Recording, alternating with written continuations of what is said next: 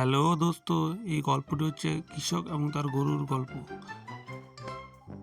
একটি গ্রামের একজন কৃষক তার গরুকে অনেকটা ভালোবাসত এবং সে প্রতিদিন তার গরুটিকে আদর এবং ঘাস খাইয়ে দিত এবং সে তাকে প্রতিদিন ভালোবাসত।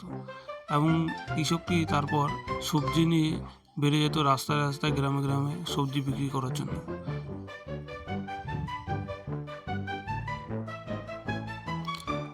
একদিন গরুটি তার গ্রামের জমিদারের ঘাস খেয়ে ফেলে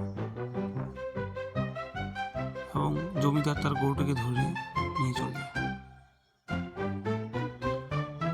তারপর কৃষকটি বাড়িতে এলে তার বউ তাকে সব কিছু জানায় এবং সে জানে কৃষকটি এখন গরুটি পাওয়া তার পক্ষে অসম্ভব হয়ে ওঠে এবং কৃষকটি বসে পড়ে হতাশ হয়ে এবং তার বউ তার দিকে তেড়ে আসে। তার কিছুক্ষণ পর সে কৃষকটি জমিদারের সঙ্গে দেখা করে এবং জমিদার তাকে দেখায় যে তার এই ফসল খেয়েছে এবং তার গরু নিতে হলে তাকে ফসলের দাম দিতে হবে। এবং কৃষকটি না পেরে হতাশ হয়ে কাঁদতে কাঁদতে তার বউয়ের কাছে আসে এবং বউ